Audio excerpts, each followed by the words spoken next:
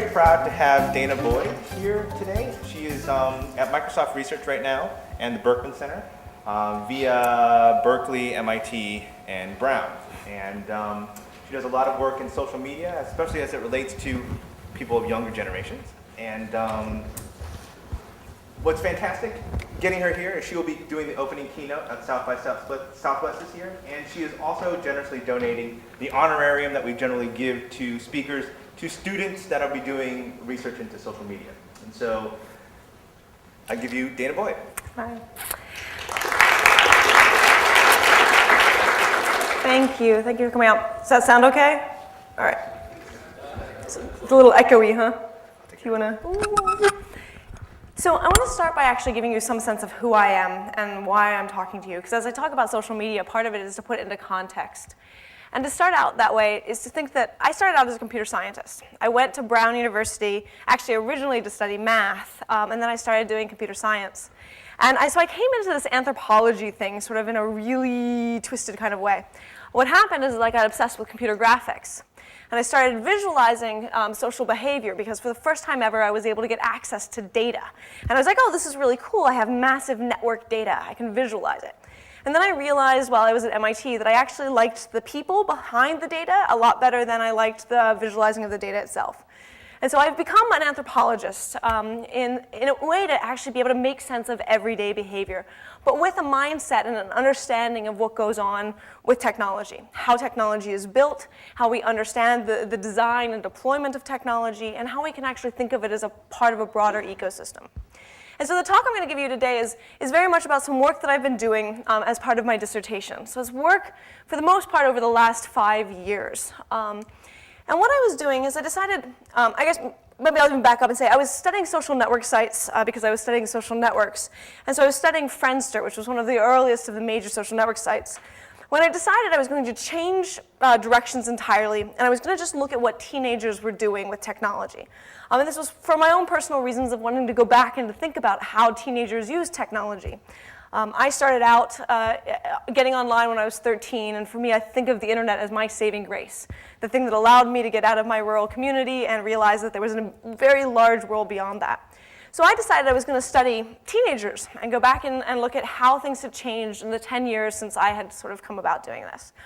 And I did it at the funniest time ever. I did this basically, I finished out the proposal, and about 2 weeks later I started watching teenagers hit MySpace for my second project. So I actually got to watch the whole rise of MySpace and into its plateau, and the rise of Facebook with teenagers.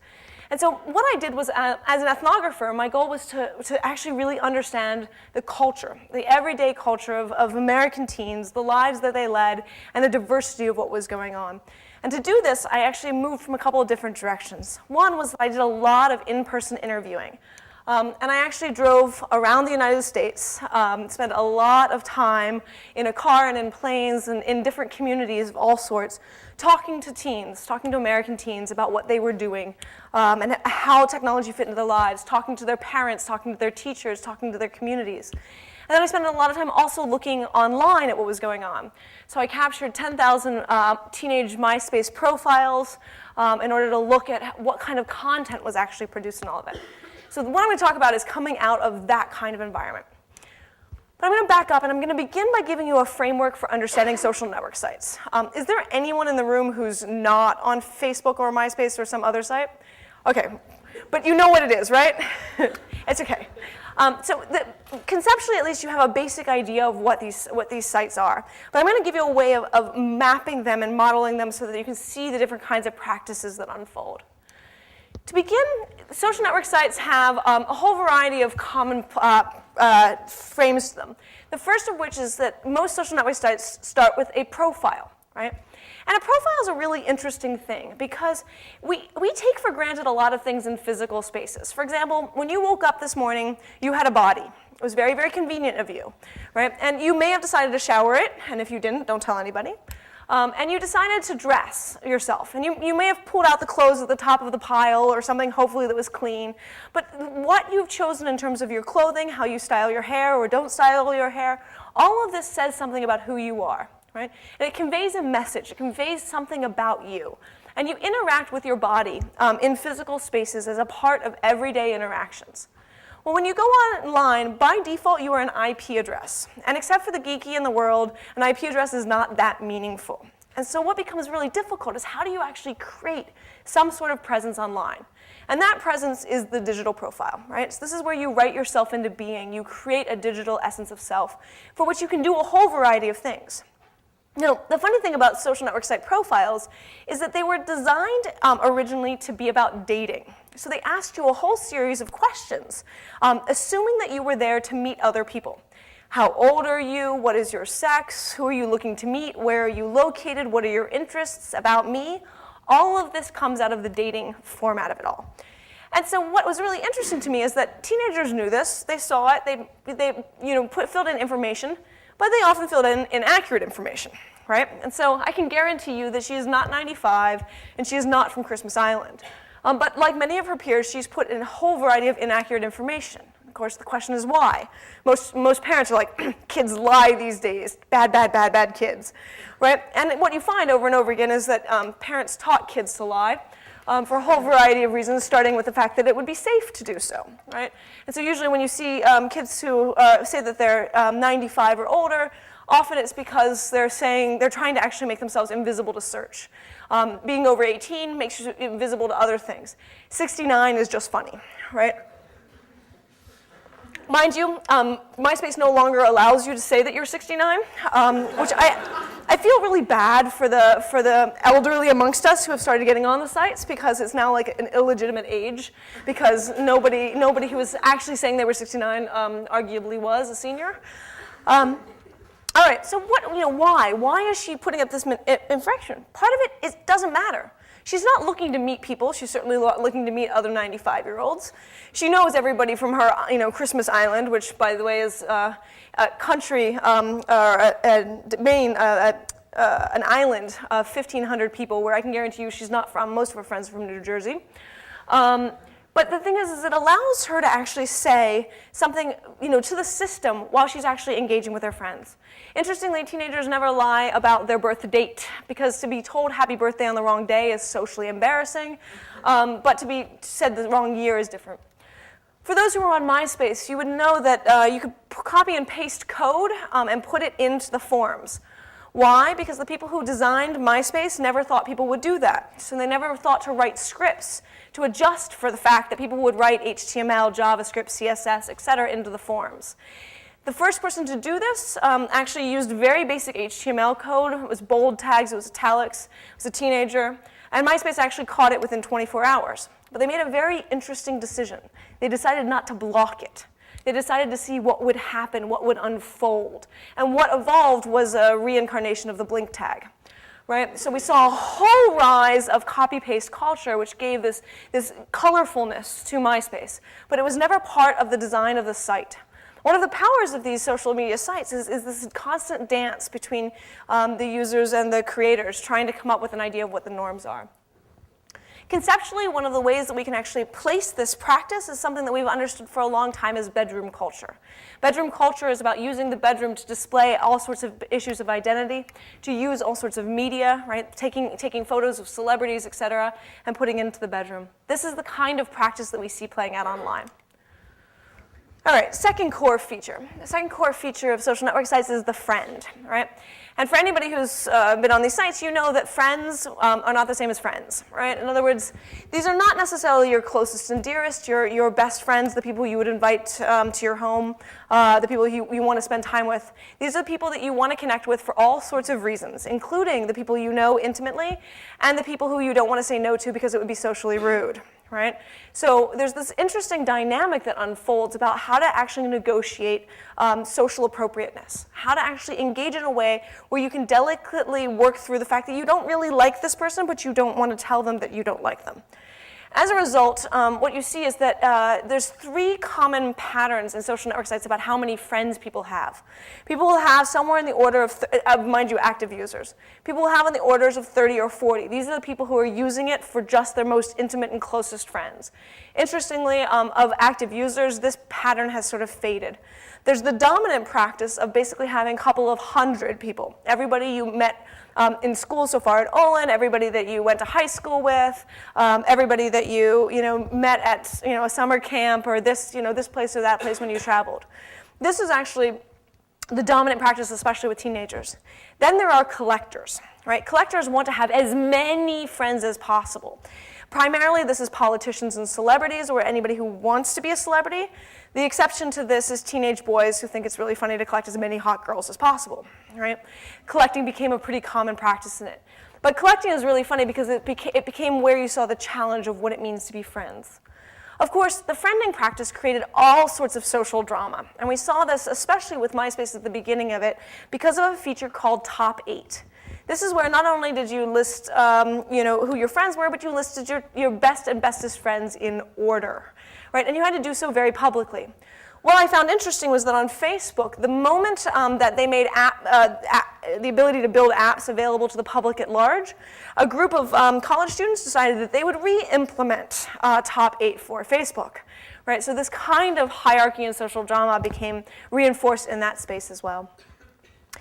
Friends have become a really interesting thing. I have to say I'm enjoying the fact that your parents' generation has finally got onto these sites because basically they're reliving their 16-year-old selves and hanging out with their old high school friends and going through all of these social dramas once again, which is great to have this moment where you see a lot of young folks turning to their parents and be like, I told you so, right? It was pretty obvious how this was going to play out. All right, next core feature. The next one feature, testimonials was originally called. It became the comments on MySpace. It became the wall. This is where you can write all sorts of messages that become written in a specific kind of public. Now, there's usually a complaint about these messages because they usually boil down to the equivalent of, yo, what's up? Not much. How you? Good. What you doing? Nothing. Back and forth, particularly with high school students. And so a lot of parents always come up to me and they're like, why do kids spend so much time doing this? And I tell them that this is a form of social grooming.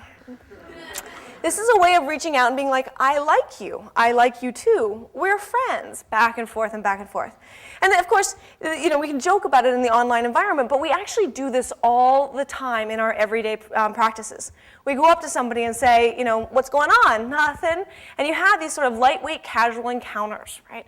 And we can get rid of these lightweight, casual encounters. We can tell people to only have serious conversations, but it would destroy the social fabric, right? Those kinds of ways of acknowledging each other at the cafeteria or in these sort of public spaces are actually a way of keeping relationships going.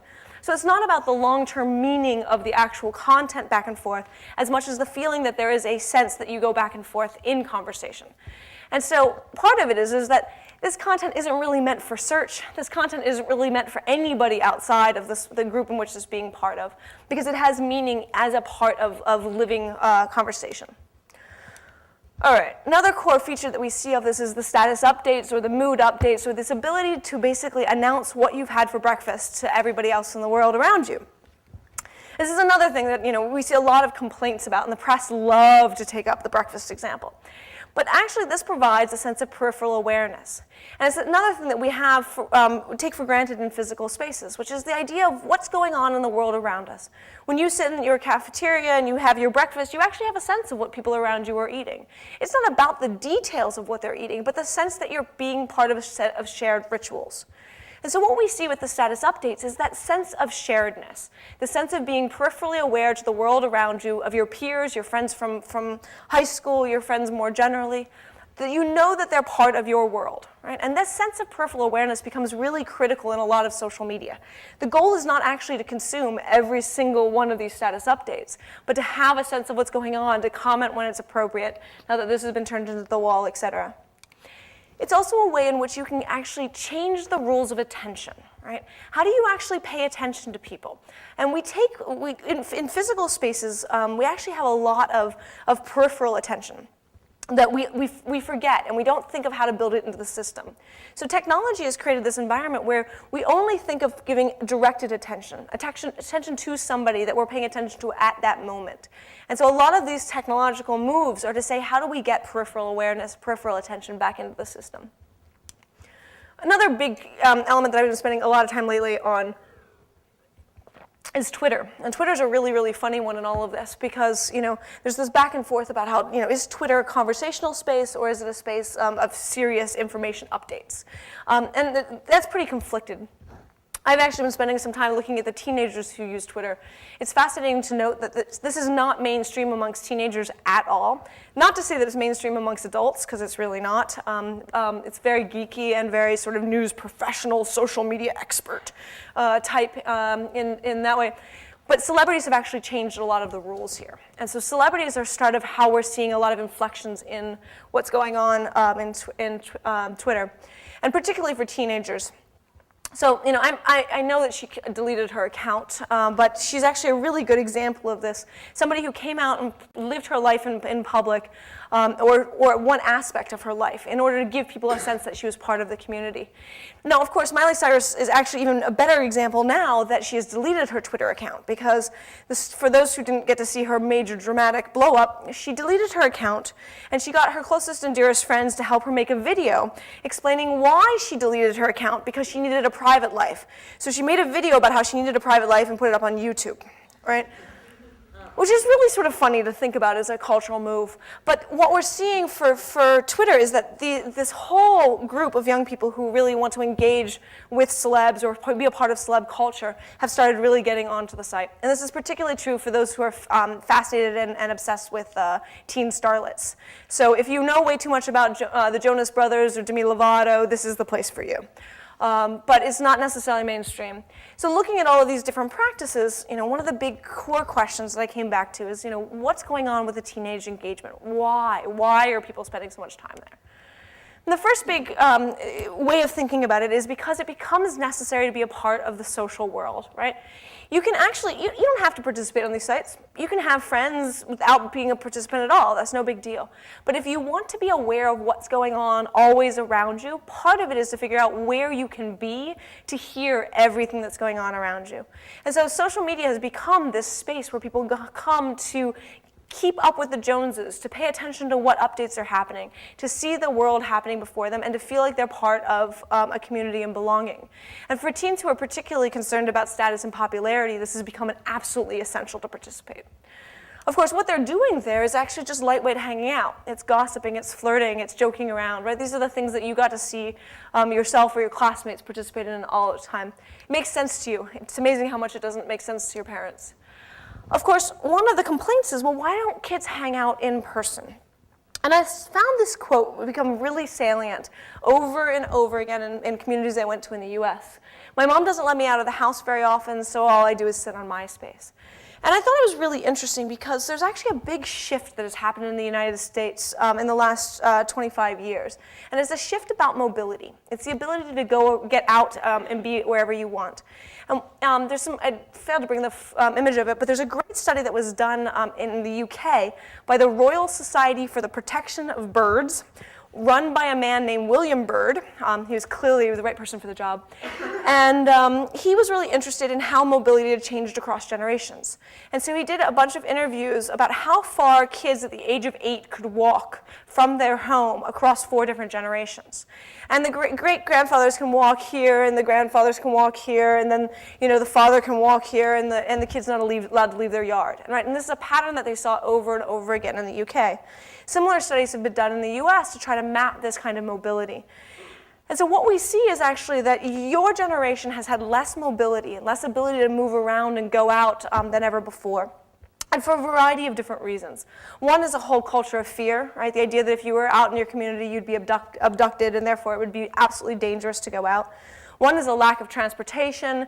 Communities have been built in ways that bicycles alone aren't really going to work, and if you don't have access to a car or if your parents won't drive you, that becomes an issue.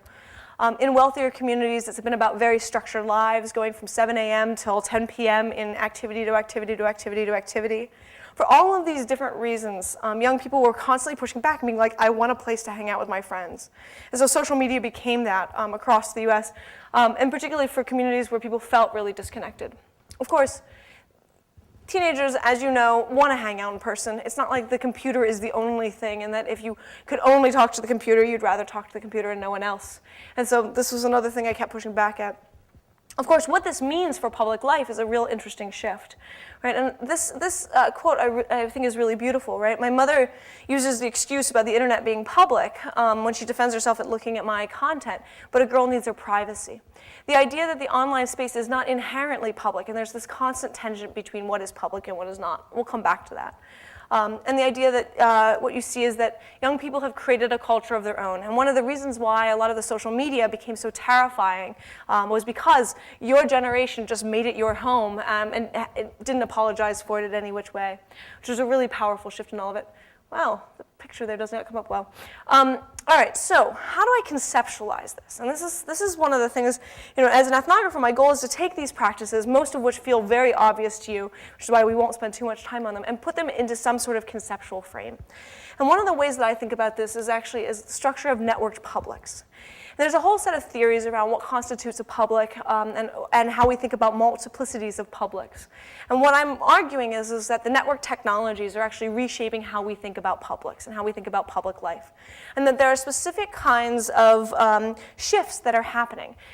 These shifts have to do with properties that are playing out with all of these different technologies and dynamics that unfold from there. So I'm going to talk about 4 of those properties and 3 of those dynamics that we now have to take for granted because of these network technologies. The first is persistence. What you say online sticks around for a very long time. This is great for asynchronous conversations, not so great when the things that you wrote when you were 13 are still up online when you're 32. So it becomes an interesting challenge of how you actually deal with the persistence of data and what it means for material to live much longer than you even remember what it meant, right? And persistence is often a challenge because we like certain kinds of ephemerality. We like things to just kind of ebb and flow. And the challenge with the persistence of this data is that people don't think about it in terms of publishing. It's not publishing. It's just living and interacting and being social. But there are persistent traces of everything. And so what does it mean to live in a world where persistence becomes core to your interactions there? Another key property is replicability. You can copy and paste content from one place to another. And how can you tell the difference between the original and the duplicate, right? And so that I am conversation can suddenly appear in Facebook, right? And it can be slightly modified. And do you actually have a good sense of what was the original or what was the copy? How do you live in a world where bits just move? Now, replicability is a really funny thing because bits automatically are copied. That's a fundamental property of bits sent through the wire, right? When you send an email, it's not simply that, like the atoms, the actual paper moves across the wire, right? The idea is that there are copies being made across the system. And so the challenge is how do you deal with replicability as being part of how things go? And you can try to control it, right? You can try to make it so that you can't possibly, mouse over this and copy it. But all you have to do is take a screenshot, right? So there's this constant play of what you deal with in terms of replicability. And of course, Photoshop tinges the rules too. What I found really interesting is that when I look at research on bullying, this becomes a cornerstone of bullying, right? A way of harassing people is actually to take content and use it for different purposes. Another key issue has to do with searchability. My mother would have loved the ability to stand in a room and scream grep or find and figure out where I'd run off with my friends. She couldn't, for which I am deeply, deeply grateful, right? But what does it mean that all of you and me are now extremely searchable, right? And all of these ways in which we become searchable of like all of the activities that we're doing in all of these different sites, all of the traces that we have that are out on the web, where we see, see the major search engines being able to search all of that content. Yeah. So the idea of publics that are altered by networks. Networks being the networks of technology and the networks of people that are connected to one another. And so the idea that public life, as we think about it, has these spaces that we talk about as where we come together, or these communities that come together. Instead, what we're seeing is that the network technologies are bridging people across space and all across time and creating new forms of that. And so these are the different properties that are sort of core of these that we can think of internet technologies that are shaping public life. And I'll come back to public life a little bit in a moment.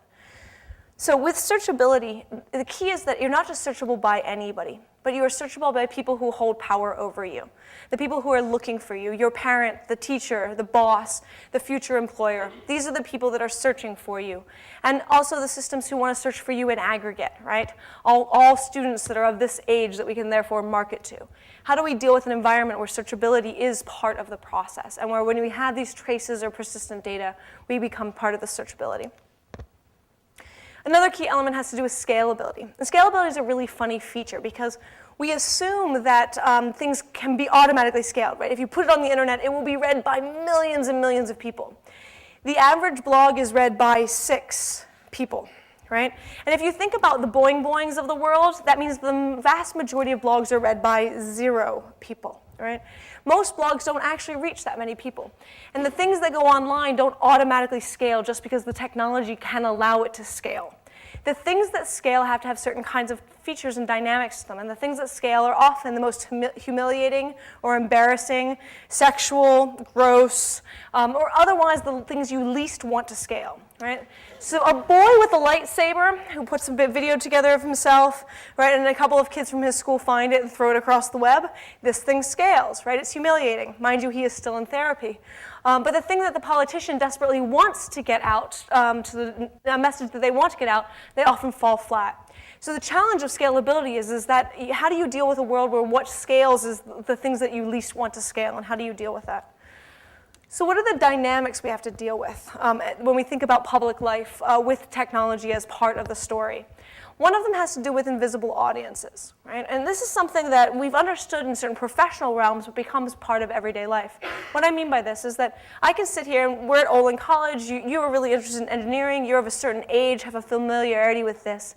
So I can adjust my behavior, answer specific questions. This is an audience that I'm speaking to. At the same time, in the back of that room, there's a camera that's facing me, that's recording everything that I'm saying. I have no idea who's behind there. I have no idea when they're going to actually view this, why they're going to be viewing this, if they understand English, if they're looking at this 25 years from now and have no idea what this Facebook thing is. I have no idea. And the challenge in dealing online is who are the audiences that you can see and how do you actually deal with them? And the fact is that there's tons of invisible audiences. You don't necessarily know who you're communicating with. And so what we do as a coping strategy is to actually imagine our audience. And this is actually the power of the friend list. The friend list is fundamentally who you think you're speaking to, who you want to be speaking to, who you care to be speaking to. It's particularly powerful in Twitter because what people end up doing in terms of discussing their audience is the people that they themselves are following. Now, why does audience matter? Audience matters because we adjust our behaviors and what is socially appropriate based on how we imagine the audience, based on how we see the audience. Right? We can make certain kinds of jokes when we assume that people will understand what the word grep means. Right? It might not be a joke that I would make to my mother, something I can do in a more geeky environment. We have to adjust different kinds of things in different kinds of environments and figure out what is appropriate. Well, when you don't know the audience, you don't know how to adjust. So the challenge online is how do you deal with not always having a sense of the audience? Another key dynamic that we have to sort of play and deal with has to do with collapsed contexts. We assume certain spaces have certain kinds of context, and therefore also dictate what is socially appropriate. For example, this is a lecture context. Therefore, I get to stand up here, you get to sit there, right? And your socially appropriate behavior is to sit and nod along, to pretend like you're paying attention, possibly to ask questions. I'd invite any one of you to suddenly start, screaming and dancing. I would find it entertaining, but that's not what this situation is about. And part of understanding that situation is understanding the context and the signals that we get about what that context is, right? Well, what happens online is that we bring together different contexts and they collide over and over again, right? The context of school becomes collided with the context of the dorm room party, right? And you don't really know how to deal with them as they collide. The challenge is that the more that the contexts are similar in a way where people can cope, the more it's perfectly fine. You can behave in a dorm room party if it's the same kind of behavior that you would have in the classroom, and no one will know the difference. For most people, that's not how they live, right? There are different behaviors for different environments. And so what's been very interesting is how we actually deal with these collisions. And there's a long history of this that long predates the internet. So an example I like to give is the story of Stokely Carmichael. Stokely Carmichael was a 1960s activist, and he was interested in speaking to different audiences using very different kinds of speaking styles in order to get a message across. He would go and speak before political folks in DC using a very proper, posh, educated way of speaking. And he would go speak before Southern black congregations using a much more rolling style that at that time was absolutely terrifying to white society. he faced a challenge in 1968 when he was forced to go on television and radio. And there was no way that he could use a voice that would be understood by both audiences as legitimate and authentic. And he made a decision, and to this day, Black power is seen as anti-white. Right, this is a story told by Joshua Meyerowitz when he was looking at how television was very much changing the different kinds of contexts. Well, now it's become a norm for everyday interactions, right? We don't understand how to deal with these contexts. An example more relevant to you is that I received a phone call from a college admissions officer. And they wanted to accept a young man from South Central in LA. And he'd written a lovely college essay about how he wanted to escape the gangs of his community. And they went to his MySpace, and they saw that it was filled with all sort of gang symbols. And they said, he's lying to us. And I said, no. He's surviving every day in South Central. And everyday survival means that he has to participate, or at least appear to participate in the gangs. It is a survival mechanism. And he's going to perform it on his MySpace as part of that community. And the challenge is that he doesn't have a way to negotiate those two different audiences.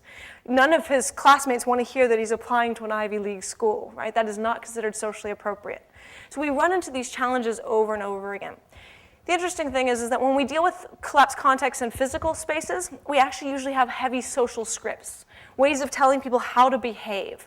So for example, the wedding is a sort of classic one, right? We bring people together in two different worlds, and it's totally socially chaotic. We seat them with very specific roles. We put them in places where we tell them what to behave, and we give them alcohol. Right? And this is our coping strategy for making it through the collapsing of contexts and physical spaces.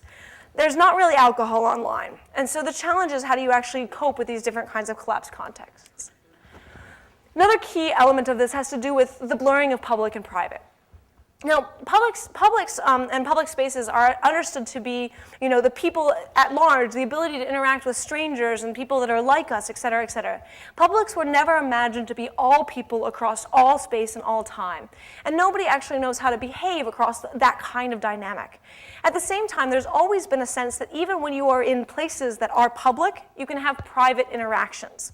Right, so you can sit, for example, at the cafeteria here and see all sorts of people, all of your classmates, and have a very intimate and private conversation with somebody across the table without them hearing what is being said in that conversation. Of course, there might be lurkers, but you can see their ears peeking in, and you can actually adjust accordingly. Well, there's this really interesting challenge online because those divisions are no longer as clean. Right? What is public and what scale of public is really, really hard to account for. How to be private and actually guarantee that that conversation is private is often very difficult. And so we see people actually trying to modify the technology to meet these needs, to deal with these challenges, to try desperately to get things to be seen by millions and millions of people, fail and succeed, to use things like private messages to be private. But of course, once you copy and paste things, they're no longer private. So there's all of these different challenges about how we deal with a world where public and private are no longer clean boundaries. The other thing to keep in mind is that we often think about public and private in terms of space. And what I saw over and over in my research is that space is no longer the key thing for thinking about public and private. You now want to think about it in terms of control. How much control do you have over information, over how far it flows, over what you do with it? And that issue of control is part of what comes back to thinking about public and private. So the stuff that we've been seeing is not very new. We've seen that Joshua Meyerowitz did an amazing job of marking a lot of this. But what we're seeing now is that this is a shift to everyday practices. These are dynamics that you take for granted without even thinking about them, and ways in which we have to think about how the world is changing because of this. Now, of course, just because things were designed to do one particular thing does not mean that that's how people will use them when they get their hands on them. And one of the most fascinating things is what people do with technology when it's often unexpected ways. Right? And so the challenge and the power of a lot of this social media is that what unfolded was not necessarily what people would expect. And there's been different challenges in dealing with it. Part of what I deal with is the fact that sometimes the way that this plays out reflects and reproduces different kinds of dynamics that we see in everyday life that we may or may not feel comfortable with or know how to deal with. So I want to talk for a moment about a dynamic that I saw during the 2006 to 2007 school year in my fieldwork. And it was a tension between MySpace and Facebook. At the beginning of the school year in 2006, there was a simple question on the table. And the question was, are you on MySpace, yes or no? Right? It was a question I was able to ask in high schools throughout the United States and get a consistent answer. People said yes, people said no, and the end of story. By the end of the 2006 to 2007 school year, the story had changed. And the question that I was asking ended up being, are you on MySpace or are you on Facebook? Right? And it was interesting. I was getting all sorts of different reasons. People liked MySpace, they liked Facebook, and they told stories about it, right? So they liked particular technological features, right? Some things were more easy, more complex. They thought that was cool. There was a perception that Facebook was safer than MySpace. Then there was perceptual differences about how people interpreted MySpace and Facebook. But of course, the number one reason, and the thing that I heard consistently throughout the US was, you know what, it's where my friends are. I go to the site because that's where my friends are. That's what's really cool. That's what's really fun. And then I actually heard a quote that changed, that sort of stopped me in my tracks, and I had to rethink a lot of what was going on. I'm not really into racism, but I think MySpace is now like more ghetto or whatever. So I drilled in with Kat, and I was like, well, what do you mean by that? She's like, well, it's where the black people are. It's like, ooh, okay, that's a really interesting way of thinking about it. So I went back through my data, and I found something that really sort of made me have to think about it. I went through my data, and in each and every school I saw that I had worked with during that school year, I had seen divisions play out in the schools. And those divisions could often be marked by race. They could also be marked by class. And I started going, ooh, maybe there is a lot to be said about this. And I started going back to the language people were using, and I realized that this division was playing out. So I did what any good blogger does. I wrote an essay about it. And I wrote an essay that was really snarky and opinionated and basically showed the fact that I was really uncomfortable with my own data. I put it out on the web, not really expecting much of a response, just wanting to get it out there and seeing if other people sort of picked it up. 4 hours later, the BBC published it as a formal report from Berkeley. That got me into a lot of trouble. So it was on Slashdot and Metafilter by the morning, and there was all sorts of conversations happening all across the web about what I was saying. What I found really interesting was that, and mind you, I started getting email, and I got about 10,000 different emails from people in response to my essay. The adults called me every name under the book, right? And I was a terrible, terrible person for all of the things that I was saying. But what fascinated me were the teenagers who were responding to me. And many of the teenagers were like, yeah, that's of course what's happening in my school. It's like, isn't that obvious? Everybody knows that. Okay, whatever, no big deal. But there was a couple of teenagers who made me really rethink what I was talking about. And the first is Anastasia. And she said to me, you know, my school is divided into the honors kids. I think that's self-explanatory. The good, not so honors kids, the wangstas, they pretend to be tough and black, but when you live in a suburb in Westchester, you can't claim much hood.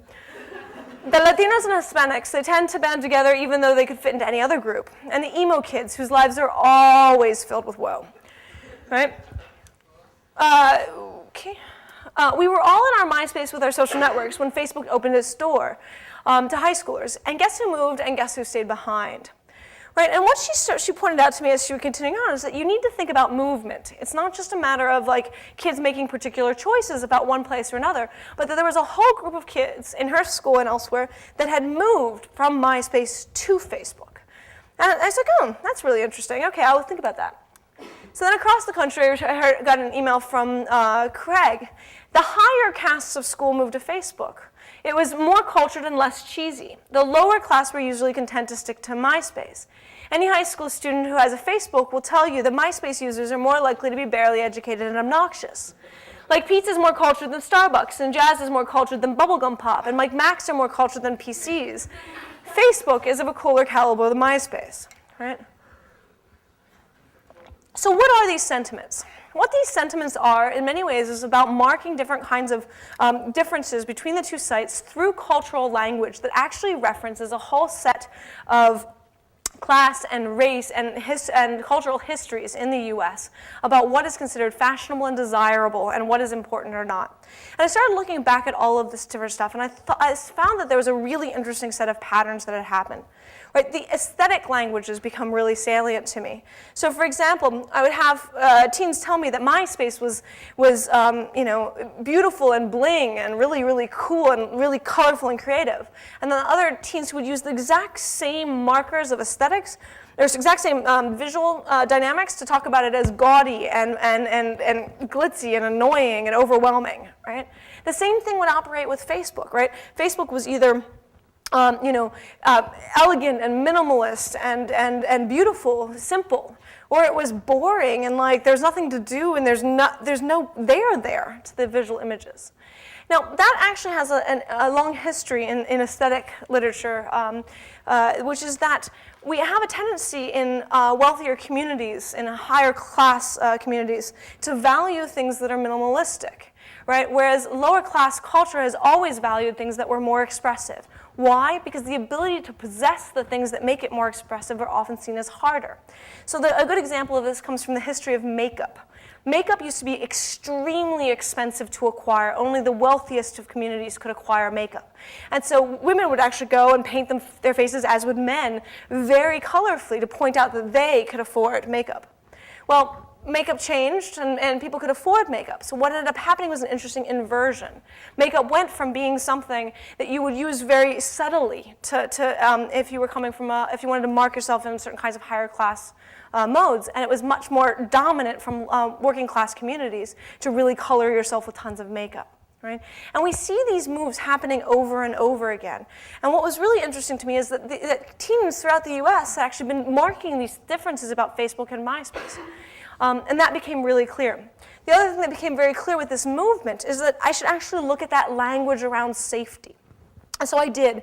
One of the papers that I've been struggling to write for the last couple of months has been looking at how the language of movement and the language of safety between MySpace and Facebook, where MySpace was seen as this dangerous place full of predators, full of spam and gaudiness and all this other horrible stuff, is actually a similar language that we used in the 1930s when we talked about inner city communities, when we started actually a set of projects that created the suburbs. And it's a set of projects that is sort of known historically as white flight, right? With the idea that the suburb was a safe alternative to the city, and that a whole group of people would move to these safe alternatives. But fundamentally, what that safe alternative was about getting away from people of color. And so, one of the things that's been interesting is as this stuff comes up over and over again, the language that is used around these sites still parallels the language that's used about spaces. When it's not very clear that any of these things are sort of more or less safe in all sorts of data. We can go back to this more in Q&A if you want to. Of course, some things are really interestingly changing, right? Facebook is increasingly for old people, which has been a really fun shift in what's going on. So some of these same visions have been playing out differently. Now, it's important to realize that the history of this a lot of this makes sense if we think of the history of this, right? MySpace started out on the tail of Friendster, and it became popular by getting to indie rock musicians. And when it went to indie rock musicians in LA, and in particularly in Silver Lake area of LA, it went from there to teens from two paths. Older siblings, older cousins who were really cool, or people who were really interested in music. And then it spread from teens externally. Facebook, on the other hand, started out at Harvard. It spread from Harvard to other Ivy Leagues. And it had a notion of a hierarchy of which colleges were more important as it spread and became more available to different colleges. And then when it went to high schools, it wasn't just any high school that it went to first. It was Exeter and Andover and Choate and a whole variety of schools that are extremely, were both private and very privileged communities. And so what we see is this whole network effect of how things grow. So why does this become important? What happens of the early adopters and how the networks flow very much affects the adoption patterns as things go forward. But it also affects how people actually think about these things and how they see these different sites. And so for the longest time, Facebook was the darling of the media because they saw it as part of the elite culture. Whereas MySpace, on the other hand, was not. It was considered to be sort of working class even before Murdoch bought it. And Murdoch as a company has always been known to be part of this narrative of mainstreaming. So we see these different things really affecting technology. These technologies are not fundamentally different, but how people see them and therefore what they do with them and how they evolve does change. And of course, stratification can have pretty intense ramifications, both for individuals who are stuck in the middle of this and for how people actually interpret this. One of the challenges and one of the reasons I started really looking at this is that I found that politicians thought that they could only talk to people on Facebook because everybody was on Facebook. At the time that they were doing this, actually 70% of the usage was MySpace. It was only this summer where Facebook and MySpace actually went even. All right, changing topics for a moment, I want to talk about some of the things about how we think about this in terms of learning and why learning matters in all of this. technology has become part of everyday practices, but most of the ways in which it's taught in education is that, well, we can give you these tools that will help you with formal learning.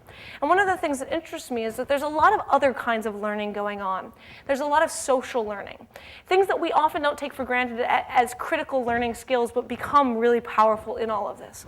So for example, the ability to talk to other people, the ability to read people's signals that they're giving to you and figure out how to be appropriate is a set of skills that you need, one that you will need for your professional world. It's not just about collaboration, but it's learning to actually manage people, learning to actually see who's going to be the gossip and going to tell everybody what's going on, who's going to be the person that you can trust. How do you actually get a sense of how somebody is responding to you? This kind of social learning is absolutely essential. And so when we think about technology use as a part of the social environment, we actually have to think about how to actually structure learning around the social. And that what we see is that social becomes really critical to make available to young people so that they can learn it, but also to scaffold it, right? So that people can think critically of it. Learning how to think about social is one of the things that we do most poorly in terms of education, right? And then we sort of try to fix this as adults by shoving everybody into therapy much later in life, right? But there's something to be said about learning how to think about social and the dynamics that are going on, right? That makes you very skilled in your professional world, right? And this is what we think about life coaches and all of these other structures are very much meant to help you work through some of these issues. But in some ways, I'd argue that we can use the technology to think about it earlier. There's also really critical ways of thinking about learning as a social practice. And this is sort of a fun space because I ran into a lot of teachers who were using social media to engage with students in really productive ways, often to help them think about learning. And so this example is sort of fascinating to me. It's a young girl who, this is from Oakland in California, and she was like, please tell me why pre-calculus is important to me. And she went on and on about how her mother doesn't know pre-calculus, and her aunt doesn't know pre-calculus, and nobody around her knows pre-calculus, and there's no reason she sees any point to learning pre-calculus. And her teacher responds, and is just, saying different things, and says, you're not learning this stuff because you need it every day as an adult. The reason that studying these things is because it helps you get good at thinking about how to learn, or learning how to learn. And goes on to give her advice, and this prompts a conversation. This conversation happens between all of the students in the class on this girl's profile. This back and forth about why you have to learn this pre-calculus stuff, why you have to learn at all. And that kind of conversation ended up bonding both the students with one another about what they were thinking about, and ended up being part of what made this teacher extremely successful in his school. In a school where, 10% of the kids maybe will go on to college, right? So having this conversation becomes absolutely essential. Of course, over and over again, teachers have been told that they should not participate in these spaces with young people, even when the young people turn to them. But I'm finding that especially in really underprivileged communities, teachers who are present on these sites actually do a tremendous job of helping young people think through their lives, which becomes really powerful. Of course, the challenge in all of this is that you can often see things that you don't want to see, both as a teacher and as part of the community. And visibility is one of the biggest challenges of a lot of social media. Bullying is not something that is new. And actually, there's amazing data that suggests it's not actually that greater now than ever before. But often you wouldn't know about it as a friend or as a teacher or as a parent unless somebody had a black eye or unless they really confided in you with what was going on. There's now actually unbelievable traces of harm that are committed around us. And one of the challenges for each and every one of us as individuals is how to live in an environment where we get to see people whose lives are not so great. When we get to see people being harassed and harmed, and that visibility becomes our own burden, our own challenge when we see all of these kinds of things happen into the world around us. So visibility is one of the sort of core big changes of a lot of this social media. The ability to see the world beyond our own little confines, right? To see people in situations and in an environment where we may not want to see them or think about it. And to see certain kinds of divisions and challenges to everyday life that we also may not want to think about. So for example, we go back to this question of the issues with social divisions around race and class. When I started talking to people about this, I was amazed at how many adults in American communities would tell me, there's no race problem here, we fixed that. It's like, yeah, not really, but thanks. And so one of the challenges is the social media is making that visible. We've spent all of these years trying to build gated communities and safe spaces, but we have this challenge for us about how do we actually deal with the visibility of these things. As you already know, information landscape is changing, and how we see information, the visibility of information is radically different. Nowhere is this more clear than around search. What does it mean that you can actually search information as opposed to having to know how it's organized? How many of you have ever used a card catalog? Okay, that's amazing, actually. That's very much higher than I would have expected. I think your teachers are, what's this? All right, so one of the things is now search becomes pretty the common first path for getting access to things. But of course, part of the information landscape is that we also see and make visible how information was constructed. I actually think of Wikipedia as one of the most powerful learning devices out there. And the reason is not because it can produce facts for you. In fact, it's not the place that you should turn to for facts. But it's the place that you can turn to when you want to think about how information is created. Right? One of the challenges of the textbooks that you receive is that you have to take it for granted that the teacher who has given this to you is telling you that this is actually reputable information, and that the person who's writing it knows exactly what they're talking about. And maybe they've cited their sources, but you don't have a sense of how this was made. What Wikipedia does is it makes visible the absolute process and the arguments and the debates, the discussions, and you can enter the fray and add new sources, and this stuff gets resolved. This is an amazing place to think about how knowledge is created and to realize that it's not done in this perfect manner where there are simple facts. One of the cases that I love about this is the Wikipedia entry on the American Revolution. So when my mother came home when she was learning about the American Revolution to my British grandfather, he took one look at her school book and threw it away. Right? This American version of the British story was wrong, therefore he was not allowing her to read it. And it was a really interesting sort of joke between my family. Well, what's interesting about Wikipedia is the Americans who've been trained on one set of stories about the American Revolution actually have to resolve the Wikipedia entry with the Brits who've been told about one other sense of how the story went. And what you see is that no history has a perfect set of facts. Right? History is very much in the eye of the beholder, and this debating it out becomes part of what goes on here. And so when we think about Wikipedia, we don't think about it as this collection of facts, but this collection of living knowledge and the way that knowledge is being created in the process. That's why it's like for all of the attention paid to young people as automatic digital natives, it's not really so much that you guys actually just are automatically native to this technology, but you're learning to live and breathe with it and make sense of it as part of the world around you. And the ways that you're learning or what you're trying to make sense of are part of the growing up process, and part of the challenge is that your younger siblings who are younger than you have a different set of experiences because they're at different stages when this technology is available. And part of it is how you actually think about the growing up process in conversation with this. All right, so just to give some conclusion before we move over to questions, one of the ways that we can go back to this, and goes back to your question about publics, right? Public life has a whole set of different facets in it. It's where we come together with people, it's how we meet people, it's how we interact. It's where we think about ourselves as political entities, as civic life.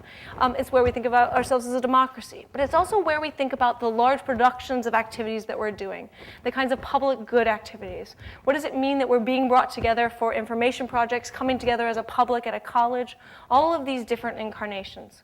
Technology is reshaping a lot of this, right? And we're seeing this kind of networked effect of things, which means that you're connected with people in your dorm rooms while you're, across campus. You're being connected with knowledge that's being produced in different countries around the world. We no longer take space for granted as the part of our public life. And increasingly, our publics will just automatically be networked. We just won't think about them as networked publics, as separations. But the idea that technology will bring them together. And in terms of thinking about how we live in these environments, part of it is these constant changes, these ebbs and flows. And thinking about all of the innovation, all of the technology that you see has to actually get absorbed by the culture and the community. And it's not about simply giving it to people and it radically changing their lives, but they have to adopt it. Part of that adoption process is to make it make sense in the public world that they want to live in. And the technologies that succeed are things that fit into the model of how people live and adjust it in slight ways. People have to adjust themselves to things that they're seeing, and there's this constant reworking. So the power of a lot of this social media is the fact that it's not just there as a given, but it's a constant reworking. It's a dance. It's a dance between you as users and people who've created it. And it's a beautiful thing to study, and it's a fun thing to watch as it evolves. Thank you very much.